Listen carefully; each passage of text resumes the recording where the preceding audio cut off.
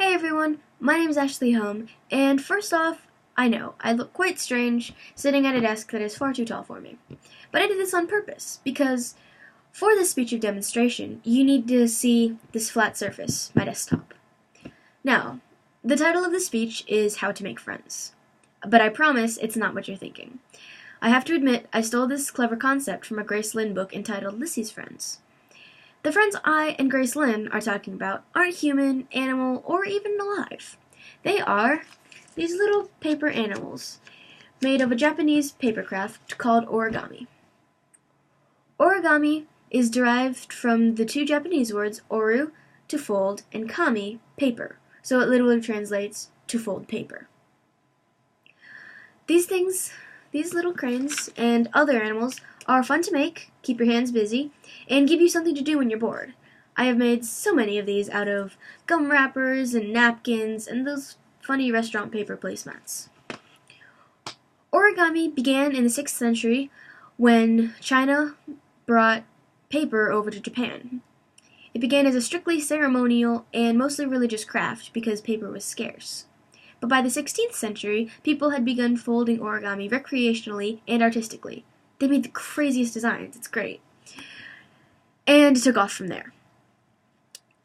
It is important to note that paper folding was not just a Japanese craft. It also happened in Europe, most specifically Spain. In the 1930s, Akira Yoshizawa developed a system of describing folds using symbols and diagrams and special names such as mountain fold and valley fold.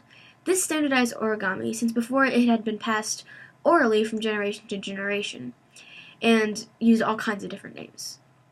Now, note that I'm not using these names today because, honestly, I never got a hold of them. But I encourage you to look them up because most origami patterns today use such symbols and verbiage. Now, the materials needed for this little guy and any origami in general is paper, either actual origami squares with color on one side and white on the other side, or you could just use printer paper that you've cut into a square. I'm using origami paper today for ease of explanation. You also need your hands to fold with and a flat surface to fold on, which explains the lower desk chair. Now, I'm going to show you really quick how to fold a crane. This is one of the harder origami creatures, but they're really fun anyway. So the first thing you do is fold your paper into a triangle. If you've ever made a newspaper hat, you know how to do this. Now make sure when you fold your triangle that your corners are lined up because otherwise it'll skew your figure. So you got this. Now you have to fold it the other way too because these folds will all come in handy later.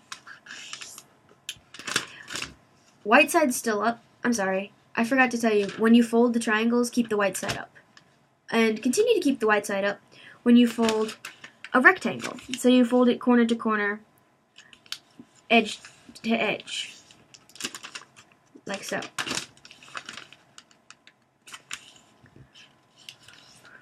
And you are left with a nicely creased piece of origami paper. Then you fold the triangle again, and fold the triangle into a triangle. Straighten it out. Turn it a little bit, and see, open up one of the flaps and flatten it into a square. Flip it over, do it again. This is where all that folding in the beginning came in handy. So you have a square. Now you take the square, and you see this open end. Well, you fold this corner, and you fold the corner in and match up with the center fold. See, words aren't the best at describing origami. See, you do that.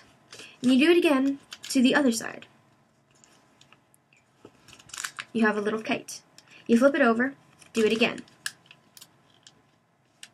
And again, always make sure that your corners are lined up correctly, because if they're wonky, your crane will also be wonky. You have a nice kitey kind of shape.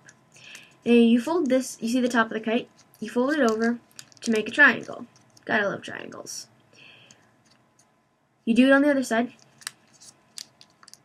And then you open up these doors of the kite and flip this up so that you can see the white inside. And you make this into a diamond shape.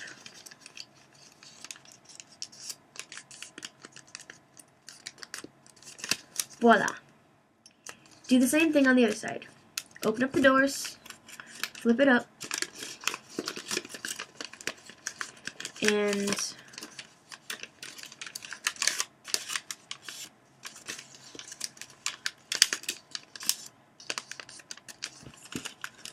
voila.